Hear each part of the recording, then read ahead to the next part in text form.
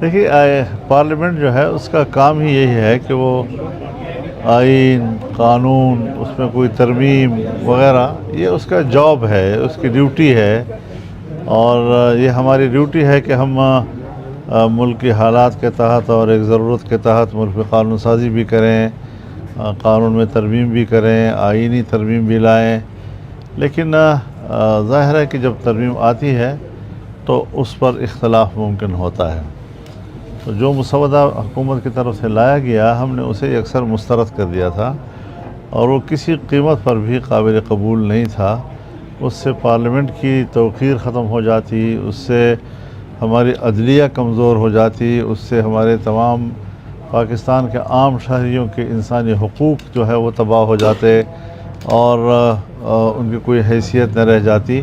تو ظاہر ہے کہ ہم اسمبلی میں اس لیے تو نہیں ہے کہ ہم عوام کے خلاف کوئی ترمیم پاس کریں، بلکہ عوام کے مفاد میں ہم نے سب کچھ کرنا ہے، ملکی مفاد میں ہم نے سب کچھ کرنا ہے، تاکہ یہاں پر ایک پرامن معاشرہ تشکیل دیا جا سکے، اور جو چیزیں وقت کی ضرورت ہوتی ہیں ہم ان ضرورتوں کو ترجیح دیں۔ یہ نہیں کہ ہم کسی ادارے یا کسی محکمے کو طاقتور بنانے کے لیے قانون بنائیں، اور غیر ضروری طور پر ان کو اختیارات دینے کے لیے ہم کوئی قانون بنائیں، بلکہ تمام اداروں کے درمیان توازن پیدا کرنا اور ملک کے اندر ایک متوازن سیاسی ماحول پیدا کرنا، یہ ہمارا ایک مقصود ہوتا ہے، یہ ہماری ڈیوٹی ہوتی ہے، یہ ہماری ذمہ داری ہوتی ہے۔ اب الحمدللہ ایک لمبی چوڑی گفتگو اور مذاکرات کے نتیجے میں جو مسودات اس وقت شیئر کیے گئے ہیں مسلم لیگ نون کی طرف سے بھی، پاکستان پیپلز پارٹی کی طرف سے بھی، جمعیت علماء اسلام کی طرف سے بھی، تو اس میں کافی اب ہم آہنگی تقریباً پیدا ہو چکی ہے، اور جو چیزیں ہم نے مسترد کی وہ واپس ہو چکی ہیں، اور جو چیزیں ہم نے مطالبہ کی تھی وہ قبول ہو جائیں گے انشاءاللہ۔ تو پھر بھی کل 15 ہے انشاءاللہ، میں کراچی میں کل بلاول بھٹو صاحب سے ملوں گا، اور پھر یہاں سے میں سیدھا لاہور جاؤں گا، میں میاں نواز شریف صاحب سے بھی ملوں گا وہاں پہ، پھر میں اسلام آباد جاؤں گا تو وہاں پر پی ٹی آئی کے ساتھ ان کی قیادت جو موجود ہے ان سے بات کروں گا، اور اس طریقے سے ایک اتفاق رائے پیدا کرنے کی ایک کوشش ہے، تاکہ ملک میں کوئی ایک آئین کی ترمیم کی وجہ سے کوئی ہنگامہ آرائی نہ ہو، کوئی اختلافات نہ ہوں۔ اور اس سے پہلے 18ویں ترمیم آپ کو یاد ہوگا، 18ویں ترمیم میں بھی کوئی ہمیں 9 مہینے لگ گئے تھے۔ جب 18ویں ترمیم میں ہمیں 9 مہینے لگ گئے تھے تو اب 26ویں ترمیم میں ہمیں 9 دن تو دے دینے چاہیے کہ ہم اس میں دیکھ سکیں، اس کا نوک پلک ٹھیک کر سکیں، اس میں کوئی غلطی ہے تو اس کو نکال سکیں، کوئی اچھی بات ہے تو وہ ڈال سکیں اس کے اندر۔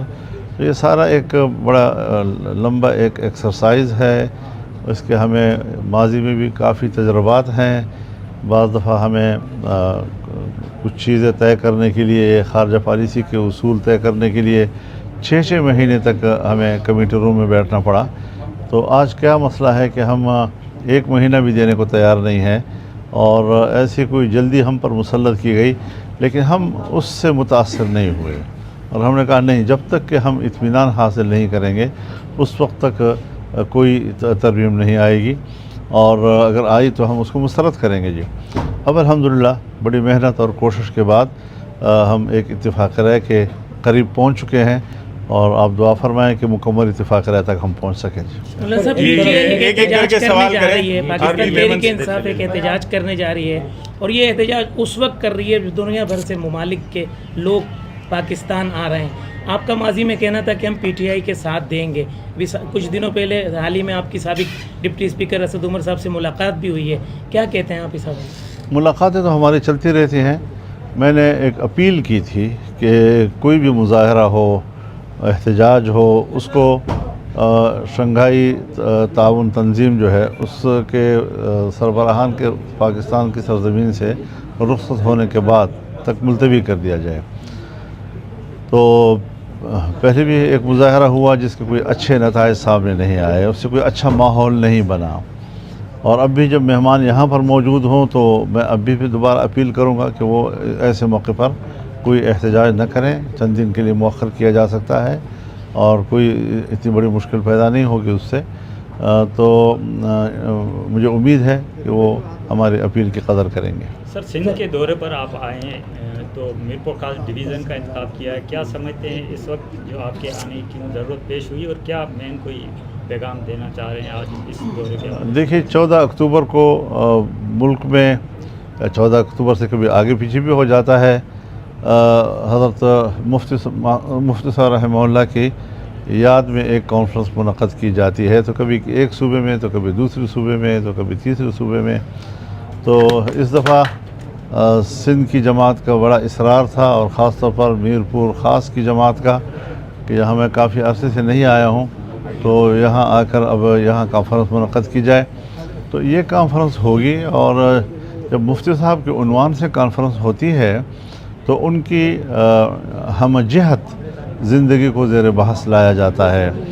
ظاہر ہے کہ وہ جہاں ایک عالم دین تھے، جہاں وہ ایک فقیہ تھے، جہاں وہ ایک محدث تھے، اور اس حیثیت میں جو انہوں نے کامیابی کے جھنڈے گاڑے اپنی زندگی میں، پھر سیاسی میدان میں تو ظاہر ہے کہ انہوں نے ملک میں ایک بڑا مقام پیدا کیا اور انہوں نے جو نقوش چھوڑے ہیں وہ پوری قوم کے لیے قابل تقلید ہیں. اور اس میں ظاہر ہے کہ ملک کے اندر امن و امان کا ماحول ہو، ایک اچھا جمہوری ماحول ہو، پارلیمانی کردار ہو. انہوں نے اپنے پارلیمانی کردار سے آئین بنایا، اس آئین پر انہوں نے دستخط کیے، ختم نبوت کا مسئلہ حل کیا انہوں نے، پھر بین الاقوامی سطح پر ساری زندگی انہوں نے فلسطین کے کاز کی حمایت کی اور اسرائیل کی جارحیت اور ان کے قبضے کے خلاف انہوں نے اپنی توانائیاں جو بھی تھی ان کی سیاسی وہ صرف کی انہوں نے.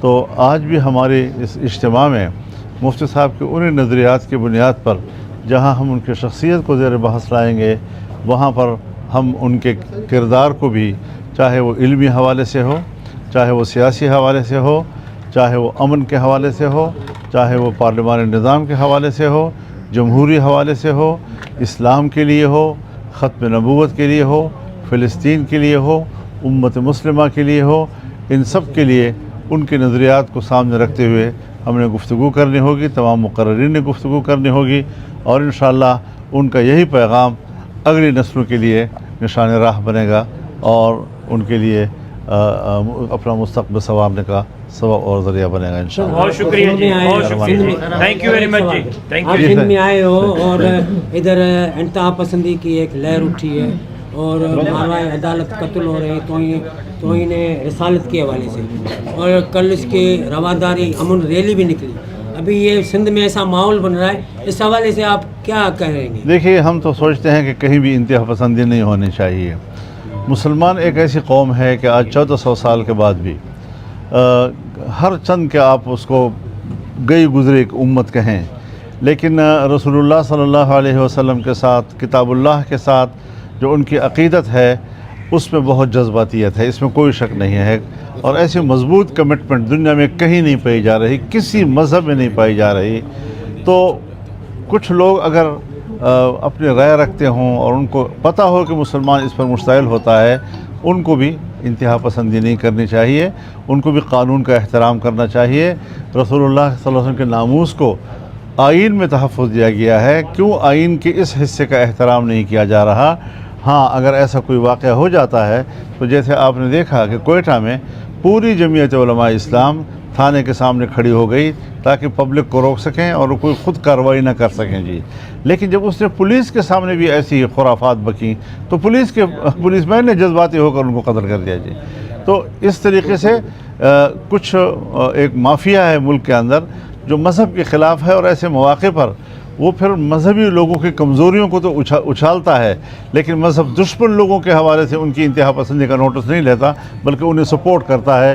تو اس جنگ میں ان کا رویہ بھی انتہائی قابل مذمت ہے اور انتہائی جارحانہ ہے. اسلام کے حوالے سے ہم کوئی کمپرومائز کسی کے ساتھ نہیں کرتے. اس کی عزت، اس کے ناموس، رسول اللہ صلی اللہ علیہ وسلم کے ناموس، اس کے لیے جنگ لڑیں گے. हर हालत में लड़ेंगे। इसको कोई इंतहा पसंदी कहता है तो लाख दफ़ा कहे, वो ख़ुद इंतहा पसंद हैं। हम उनको भी एहतराम करना चाहिए। हम भी दूसरे मज़ाहिब का एहतराम करते हैं। हम हज़रत ईसा अलैहिस्सलाम को अल्लाह का नबी मानते हैं।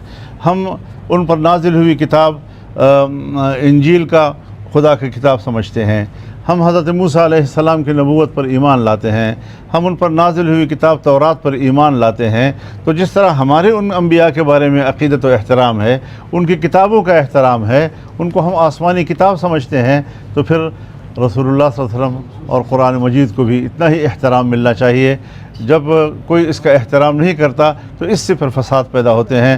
तो फसाद के लिए तो हमें एतदाल पसंदी का दर्स दिया जाता है, और फसाद पैदा करने के लिए जब वो सबब और इल्लत बनते हैं उनको तहफ़्फ़ुज़ देते हैं, तो ये भी इंतहाई काबिल मज़म्मत चीज़ है कि रसूलुल्लाह के नामूस को कोई गाली दे और आप उसको तहफ़्फ़ुज़ फराहम करें। इनको भी ज़रा अपने हुदूद में रहना चाहिए। बहुत शुक्रिया जी, thank you very much ji, thank you जी, बहुत शुक्रिया जी। अंदर तारे कमरे में कोई न वञे, थैंक यू जी। खैरियत है।